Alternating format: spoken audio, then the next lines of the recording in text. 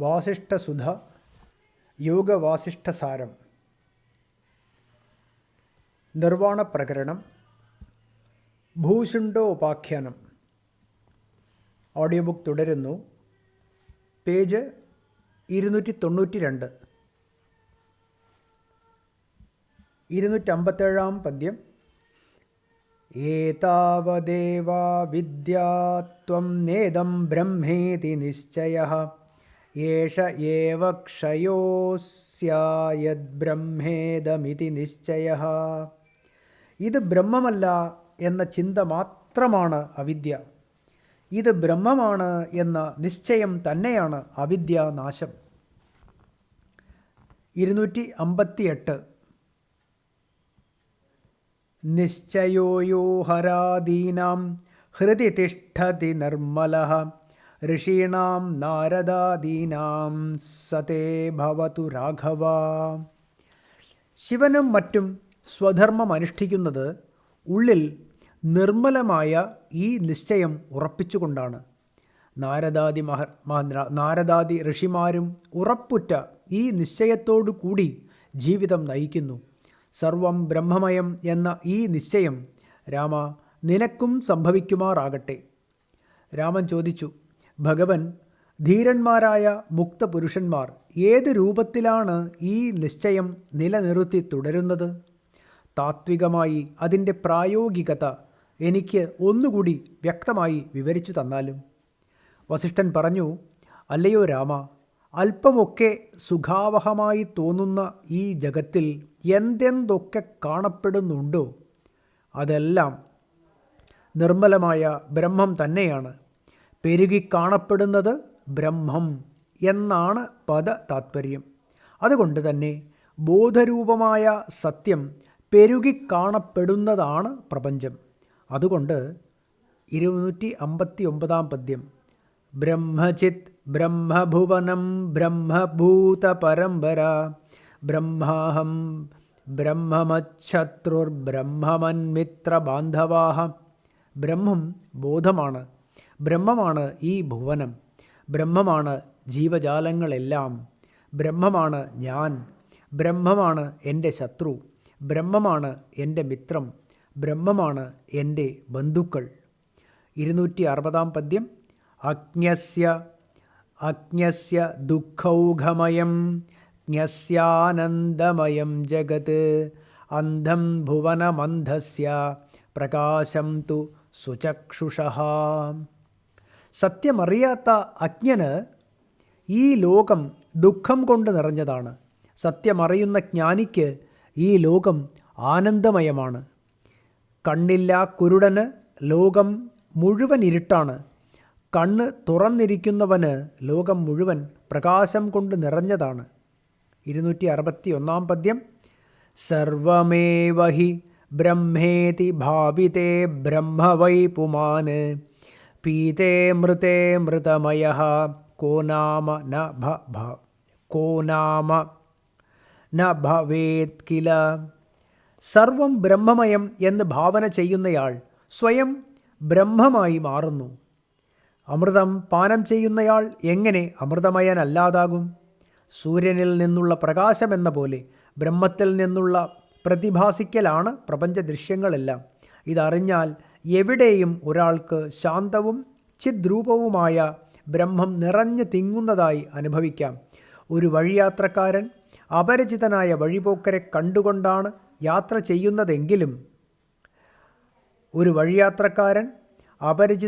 വഴിപോക്കരെ കണ്ടുകൊണ്ടാണ് യാത്ര ചെയ്യുന്നതെങ്കിലും അയാളുടെ മനസ്സ് എത്തേണ്ട സ്ഥലത്തു തന്നെ സദാ പറ്റി നിൽക്കുന്നു.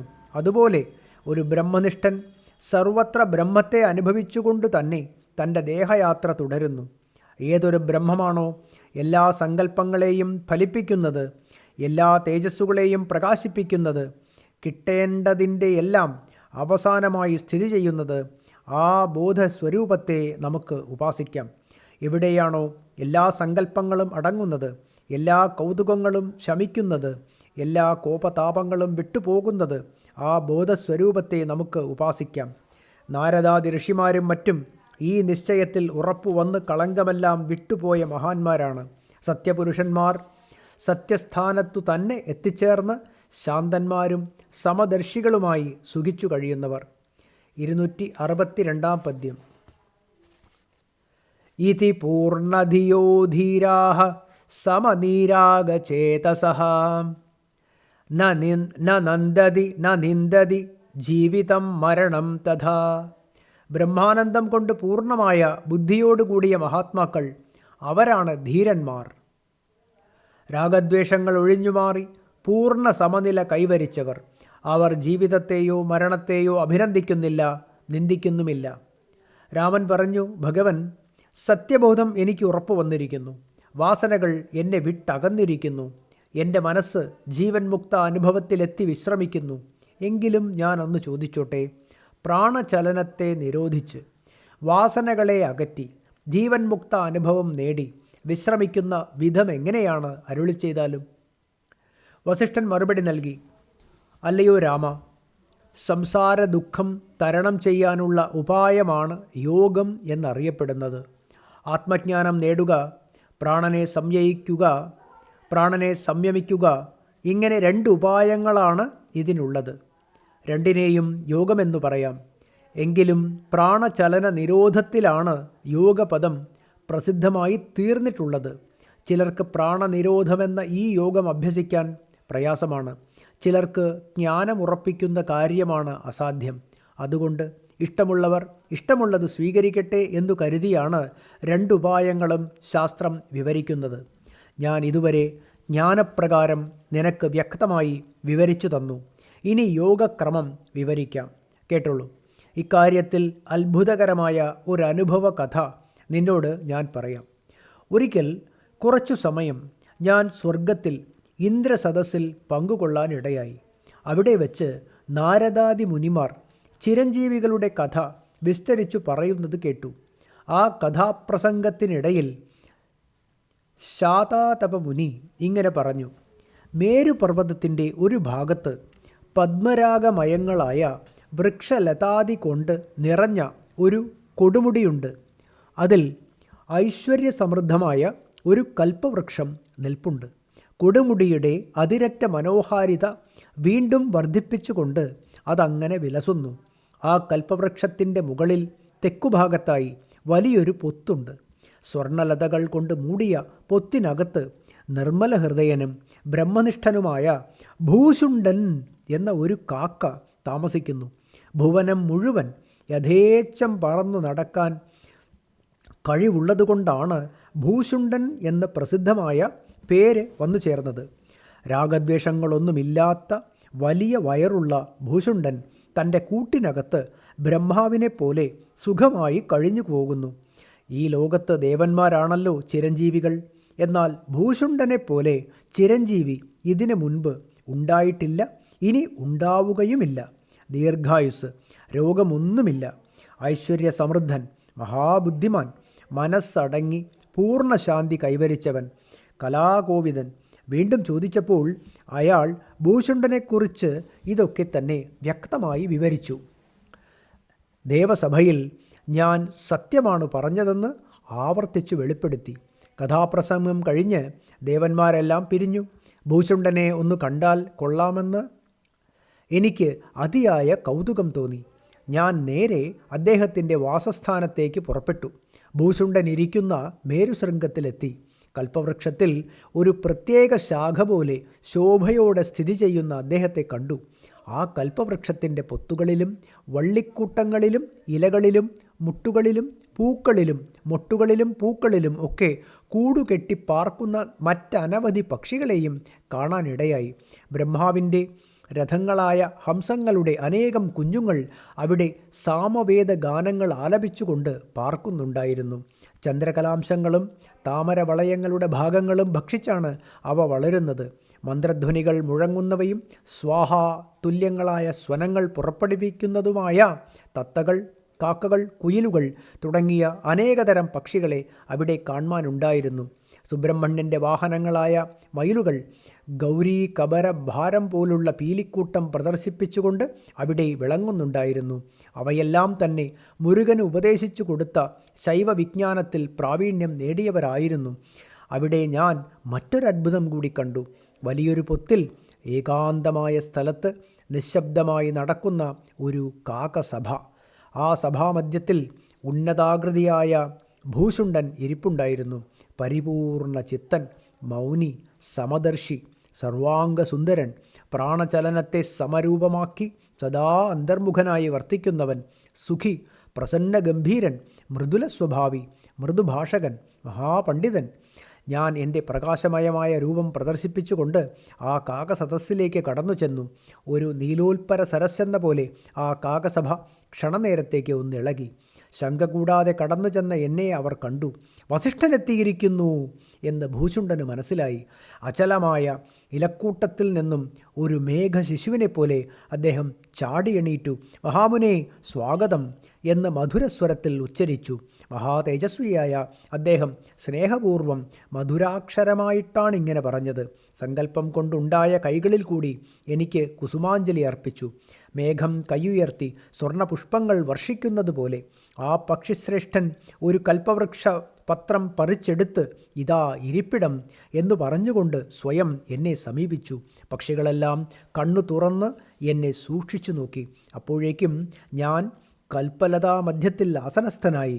എനിക്കായി അർഘ്യപാദ്യങ്ങളെല്ലാം അർപ്പിച്ച ശേഷം മഹാതേജസ്വിയായ അദ്ദേഹം സ്നേഹനിർഭരമായ ഭാവത്തിൽ മധുരാക്ഷരമായി എന്നോട് ഇങ്ങനെ പറഞ്ഞു: ഭഗവൻ, ദർശനം തന്ന് അങ്ങ് ഞങ്ങളെ എന്നേക്കുമായി അനുഗ്രഹിച്ചിരിക്കുന്നു. സദ്വൃക്ഷങ്ങളായ ഞങ്ങൾ ദർശനാമൃത മേഘത്തിൻ്റെ വർഷമേറ്റ് ധന്യരായി തീർന്നിരിക്കുന്നു. മനസ്സിൽ എന്തു കണ്ടുകൊണ്ടാണ് അങ്ങയുടെ വരവ്? എന്തോ ചെറിയ കാര്യത്തിനായി ഈ ശരീരത്തെ ക്ലേശിപ്പിച്ചുവല്ലോ.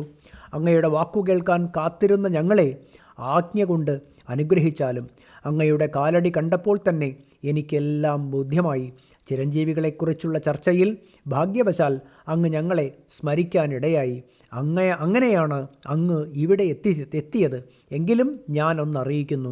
അങ്ങയുടെ വചനാമൃതം കേൾക്കാനുള്ള അതിയായ ആഗ്രഹമാണ് എന്നെ പ്രേരിപ്പിക്കുന്നത്. ചിരഞ്ജീവിയായ ഭൂഷുണ്ടൻ ഇത്രയും പറഞ്ഞവസാനിപ്പിച്ചു. ത്രികാലജ്ഞനാണ്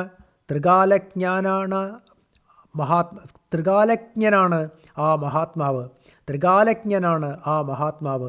ഞാൻ ഇങ്ങനെ മറുപടി നൽകി: പക്ഷികളുടെ ചക്രവർത്തിയായി വിളങ്ങുന്ന അല്ലയോ മഹാത്മാവേ, അങ്ങ് പറഞ്ഞത് തന്നെയാണ് സത്യം. ചിരഞ്ജീവിയായ അങ്ങയെ കാണാനാണ് ഞാനിപ്പോൾ ഇവിടെ എത്തിയത്. എനിക്ക് ഒരു സംശയമുണ്ട്. അങ്ങത് താത്വികമായി പരിഹരിക്കണം. ഏത് കുലത്തിലാണ് അങ്ങ് ജനിച്ചത്? അങ്ങയ്ക്ക് സത്യാനുഭവം ഉണ്ടായതെങ്ങനെ? അങ്ങയ്ക്കിപ്പോൾ ആയുസ് എന്തുമാത്രമായി? മറ്റെന്തു വൃത്താന്തമൊക്കെ അങ്ങ് ഓർമ്മിക്കുന്നു? ഏത് ദീർഘദർശിയാണ് അങ്ങേക്ക് ഈ വാസസ്ഥാനം നിർദ്ദേശിച്ചു തന്നത്? രാമ, എൻ്റെ ചോദ്യങ്ങൾ കേട്ടിട്ട് മഹാത്മാവായ ഭൂഷുണ്ടനിൽ വിശേഷിച്ച് സന്തോഷമൊന്നും തോന്നിയതായി കണ്ടില്ല. വിശേഷിച്ച് വല്ലായ്മയും ഒന്നും ഉണ്ടായില്ല. മഹാമുനെ, അങ്ങയുടെ ചോദ്യത്തിനെല്ലാം ഞാൻ ഉത്തരം പറയാം, കേട്ടുള്ളൂ. അങ്ങയെപ്പോലുള്ളവരുടെ ആജ്ഞയെ ലംഘിക്കാൻ ആരാണ് കരുത്തൻ? ഇങ്ങനെ പറഞ്ഞ് ആ പക്ഷിശ്രേഷ്ഠൻ എല്ലാം വിസ്തരിച്ച് വെളിപ്പെടുത്തി. ഭൂഷുണ്ടൻ പറഞ്ഞു: ഈ ലോകത്ത് ദേവന്മാരിലൊക്കെ ശ്രേഷ്ഠനായ ദേവദേവനായ ശിവൻ പ്രസിദ്ധനായുണ്ട്. എല്ലാ ദേവന്മാരും അദ്ദേഹത്തെ കുമ്പിട്ട് കൂപ്പുന്നു. അദ്ദേഹം അനേകം ഭൂതഗണങ്ങളെ ലാളിച്ചു പോരുന്നുണ്ട്. തലയിൽ കുളമ്പുള്ളവ, കുളമ്പിൽ കൈയുള്ളവ, കയ്യിൽ പല്ലുള്ളവ, മുഖത്തിൽ വയറുള്ളവ, കുരങ്ങിൻ്റെ മുഖമുള്ളവ, ഒട്ടകത്തിൻ്റെ മുഖമുള്ളവ, ആടിൻ്റെയും ആനയുടെയും മുഖമുള്ളവ, ഇങ്ങനെ പലതരക്കാരാണ് ഭൂതഗണങ്ങൾ. ഗണങ്ങളെപ്പോലെ തന്നെ ദേവന് പരിവാരങ്ങളായി ദേവിമാരും അനേകമുണ്ട്. ദേവിമാരും ഭൂതഗണങ്ങളും അദ്ദേഹത്തിൻ്റെ മുൻപിൽ നൃത്തം ചെയ്ത് വിലസുന്നു. ലോകത്തെവിടെയും ഇവരൊക്കെ താമസമാക്കിയിട്ടുണ്ട്. പർവ്വതശിഖരങ്ങളിൽ, ആകാശത്തിൽ, മറ്റു ലോകങ്ങളിൽ, കുഴികളിൽ, ചുടുകാടുകളിൽ, ജീവികളുടെ ശരീരങ്ങളിൽ ഒക്കെ ഇവർ താമസിക്കുന്നു. ദേവിമാർക്കെല്ലാം കൂടി 8 നായികമാരുണ്ട്. അവരാണ് ജയ, വിജയ, ജയന്തി, അപരാജിത, സിദ്ധ, രക്ത, അലംബുഷ, ഉൽപ്പല എന്നിവർ. മറ്റെല്ലാവരും സദാ ഈ 8 പേരെ പിന്തുടരുന്നു. നായികമാരായ ഈ 8 മാതാക്കളിലും വെച്ച് അലംബുഷയാണ് കൂടുതൽ പ്രസിദ്ധ. വജ്രം പോലുള്ള എല്ലുകളും കൊക്കും ഉള്ളവനും ഇന്ദ്രനീല പർവ്വത തുല്യനുമായ ചണ്ഡൻ എന്ന ഒരു വലിയ കാക്കയാണ് ആ ദേവിയുടെ വാഹനം. വൈഷ്ണവീദേവിക്ക് ഗരുഡൻ എന്ന പോലെ അഷ്ടൈശ്വര്യങ്ങളോടും രൗദ്രചലനങ്ങളോടും കൂടിയ ആ ദേവിമാർ ഒരിക്കൽ എന്തോ കാരണത്താൽ സ്വർഗത്ത് ഒരുമിച്ച് കൂടാനിടയായി. ലോകഗതി വെളിപ്പെടുത്തിക്കൊണ്ട് വലിയ ഉത്സവം തന്നെ അവിടെ നടന്നു. എല്ലാവരും ഒരുമിച്ച് അട്ടഹസിച്ചു, നൃത്തം ചെയ്തു, മദ്യം സേവിച്ചു, പാടി രസിച്ചു. ഇങ്ങനെ ഉത്സവം നടന്നുകൊണ്ടിരിക്കെ ദേവിമാരുടെ വാഹനങ്ങൾ അതിൽ പങ്കുകൊണ്ടു. അവയും മതിച്ച് അട്ടഹസിച്ചു, നൃത്തം ചെയ്തു, കുടിച്ചാർത്തു. ഇങ്ങനെ ഒരിടത്ത് മദ്യം കുടിച്ചു മതിച്ചു. ആകാശത്ത് ഇളകി നൃത്തം ചെയ്തു. ബ്രാഹ്മി ദേവിയുടെ രഥങ്ങളായ ഹംസികളും അലംബുഷാരഥന്മാരായ ചണ്ഡകാകനും ഒരുമിച്ചു. അരയന്നപ്പിടകൾ കാമതപ്തരായി മതിച്ചാർത്ത് ചണ്ഡകാകനുമായി അവിടെ രതിക്രീഡയിൽ ഏർപ്പെട്ടു. തുടർന്ന് അരയന്നപ്പിടകൾ സന്തോഷപൂർവ്വം ഗർഭിണികളായി ഭവിച്ചു. ദേവിമാർ നൃത്തമൊക്കെ കഴിഞ്ഞ് സന്തോഷപൂർവ്വം ശാന്തരായി. എല്ലാവരോടും ആനന്ദത്തോടെ അവരവരുടെ വഴിക്ക് യാത്രയായി. ഹരനും ദേവിമാരുമൊക്കെ പരിവാരങ്ങളോടൊപ്പം പിരിഞ്ഞുപോയി. അല്ലയോ മുനീശ്വര, ഗർഭിണികളായി തീർന്ന അരയന്നപ്പിടകൾ കാര്യങ്ങളെല്ലാം വിശദമായി ബ്രാഹ്മി ദേവിയെ ധരിപ്പിച്ചു. ദേവി അവരെ ആശ്വസിപ്പിച്ചു. പ്രസവം കഴിയുന്നതുവരെ രഥകർമ്മത്തിന് സമർത്ഥരായ അവരെ അതിൽ നിന്നും ഒഴിച്ചു നിർത്തി സ്വൈരം സഞ്ചരിച്ചു കൊള്ളാൻ അനുവാദവും നൽകി. ഇങ്ങനെ ഗർഭാലസമാരായ ഹംസികളെ പിരിച്ചുവിട്ടിട്ട് ബ്രാഹ്മി ദേവി നിർവികൽപ്പ സമാധിയിൽ മഗ്നയായി കഴിഞ്ഞുകൂടി. അരയന്നപ്പിടകളാകട്ടെ ഗർഭം പൂർണ്ണമായി യഥാക്രമം പ്രസവിച്ചു. വിസ്താരമേറിയ ബ്രഹ്മസരസിൽ 21 മക്കളെയാണ് അവർ പ്രസവിച്ചത്. മഹർഷേ, ഈ ഞങ്ങളെല്ലാം ആ അരയന്നപ്പിടകളിൽ ജനിച്ച കുട്ടികളാണ്. ചണ്ഡകാകൻ്റെ മക്കൾ 21 കാക സഹോദരങ്ങൾ. ബ്രാഹ്മീദേവി ആ സമാധി വിട്ടിരിക്കുമ്പോൾ ഞങ്ങൾ അമ്മമാരോടൊപ്പം അടുത്തെത്തി ആരാധിച്ച് പരിചരിക്കുക പതിവായിരുന്നു. അങ്ങനെ കാലക്രമത്തിൽ ഭഗവതി ഞങ്ങളിൽ സ്വയം പ്രസന്നയായി ഭവിച്ചു. തത്വം വെളിപ്പെടുത്തി തന്നു, ഞങ്ങളെ മുക്തരാക്കി. ഇപ്രകാരമാണ് എനിക്കും സത്യാനുഭവം ഉണ്ടായത്. ഞങ്ങൾ പൂർണ്ണ തൃപ്തരായി. ഹൃദയം ആനന്ദം കൊണ്ട് നിറഞ്ഞു. ഇനി എവിടെയെങ്കിലും ഏകാന്ത ധ്യാനത്തിൽ കഴിയണമല്ലോ എന്ന് തീരുമാനിച്ച് അതിനൊരു സ്ഥലം കണ്ടെത്താനായി ഞങ്ങൾ പിതാവിനെ സമീപിച്ചു. അച്ഛനെ വണങ്ങി. അലംബുഷാദേവിയെയും നമസ്കരിച്ചു. ദേവി പ്രസന്നമുഖിയായി ഞങ്ങളെ കടാക്ഷിച്ചു. ഞങ്ങൾ പിതാവിനോട് ഇങ്ങനെ അപേക്ഷിച്ചു: പിതാവേ, ബ്രാഹ്മി ദേവിയുടെ അനുഗ്രഹത്താൽ ഞങ്ങൾ അറിയേണ്ടതറിഞ്ഞു കഴിഞ്ഞിരിക്കുന്നു. എന്നാൽ ഏകാന്തമായി ഒരിടത്ത് കഴിഞ്ഞുകൂടാൻ ഒരു ഉത്തമ സ്ഥലം കണ്ടെത്തിയാൽ കൊള്ളാമെന്ന ആഗ്രഹമുണ്ട്. സർവദർശിയും ജ്ഞാനിയുമായ പിതാവാണ് ഞങ്ങൾക്ക് ഈ സ്ഥലം നിർദ്ദേശിച്ചു തന്നത്. ഈ കൽപ്പവൃക്ഷം മറ്റു ബാധകളൊന്നും കടന്നുവരാത്ത ഏകാന്ത സ്ഥാനമാണ്. തുടർന്ന് ഞങ്ങൾ അച്ഛനെ വണങ്ങി അവിടെ നിന്നും ഇങ്ങോട്ട് പോന്നു. അന്നു മുതൽ യാതൊരു വ്യാകുലതയും കൂടാതെ ഞങ്ങൾ ഈ കൽപ്പതരുവിൽ കഴിഞ്ഞുകൂടുന്നു. ഇന്ന് ഞാൻ ചിരകാലമായി സംഭരിച്ച പുണ്യമെല്ലാം ഫലിച്ചിരിക്കുന്നു. എനിക്ക് ഒരു മറവും കൂടാതെ മുനീശ്വരനായ അങ്ങയെ കാണാൻ കഴിഞ്ഞല്ലോ. 263 പദ്യം. രസായനമയീ ശാന്ത പരമാനന്ദദായിനി നാനന്ദയതികം നാമ സാധു സംഗമചന്ദ്രിക. Audio book തുടരുന്നതാണ്.